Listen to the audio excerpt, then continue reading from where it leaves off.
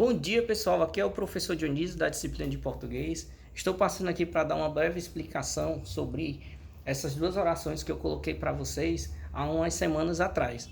Para vocês, eu criei uma enquete, né, para vocês responderem. Alguns responderam, outros não. Era justamente para quê? Para dizer se essa vírgula que está nessas orações, se elas são obrigatórias, se elas são proibidas ou se elas são facultativas, né? Então, como você pode observar, nós estamos diante de duas orações coordenadas. Por que, professor, que elas são orações coordenadas? Porque elas são independentes, elas não dependem uma das outras. A gente está diante de duas orações. Nós temos aqui a justiça tarda é uma oração, mas também falha é a segunda oração. Então, elas estão separadas por vírgulas. Então, elas são esse período onde ele começa com essa letra maiúscula e termina com esse ponto final, é um período. Esse período é o quê? Período composto. Só que ele é período composto formado por um período por coordenação, porque eles são independentes. Ou seja, a oração 2 não depende da oração 1, entendeu? Por isso que elas são orações coordenadas, que elas são independentes. A oração subordinadas, elas são dependentes. A segunda oração depende da primeira. Ou seja, sempre vai haver uma oração subordinada ligada a uma oração principal. Por isso que a gente chama de oração subordinada, que não é o caso dessas nossas orações. Agora vamos explicar a questão da vírgula. Se ela é obrigatória, se ela é proibida ou se ela é facultativa.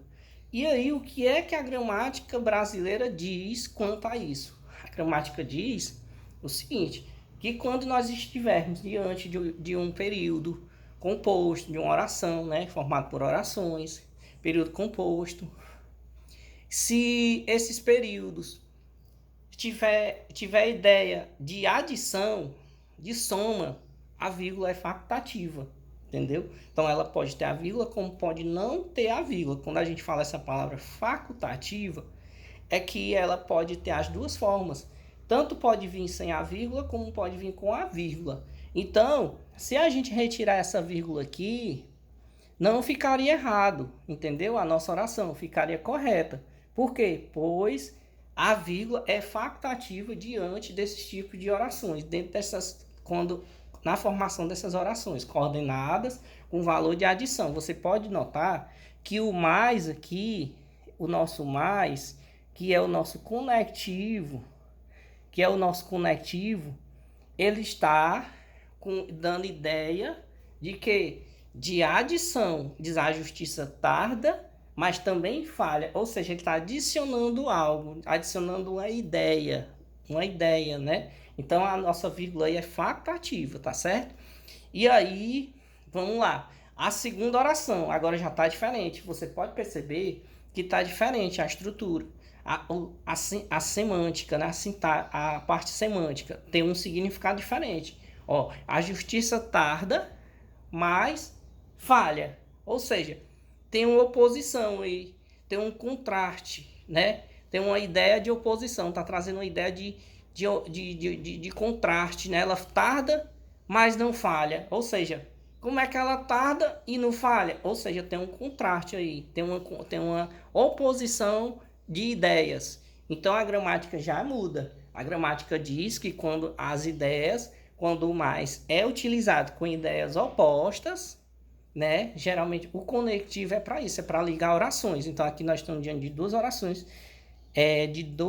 formando um período. O verbo tardar e o verbo falhar. Então, são duas orações formando um período e eles estão relacionados. Então, orações coordenadas. E aí, esse mais que está ligando a oração 1 com a oração 2, ele está trazendo uma ideia de quê? De oposição, de contraste. E a gramática diz que quando o mais é utilizado com a ideia de contraste, a vírgula é obrigatória. Pronto, não existe não é facultativa, ela é obrigatória. Ou seja, a primeira oração ela é facultativa, a segunda oração ela é obrigatória, tá certo? Espero que eu tenha ajudado todos vocês. professor Diniz na área. Precisar ter meu contato aí no grupo. Estou aqui para ajudar todos vocês em qualquer aspecto da língua portuguesa, tá certo? E aí eu estou lançando um projeto aí, em breve, para a gente fazer o nosso curso da FAGIFOR. São 10 encontros, estou estudando aqui o projeto, estudando o projeto, fazendo o banner, fazendo os ajustes, para a gente lançar esse projeto, todo mundo garantir a sua aprovação no concurso da FAGIFOR e todo mundo ser nomeado e aprovado com a honra e glória do Senhor Jesus, tá certo? Muito obrigado, espero que você tenha gostado. Quem gostou, compartilhe o vídeo. E é isso aí.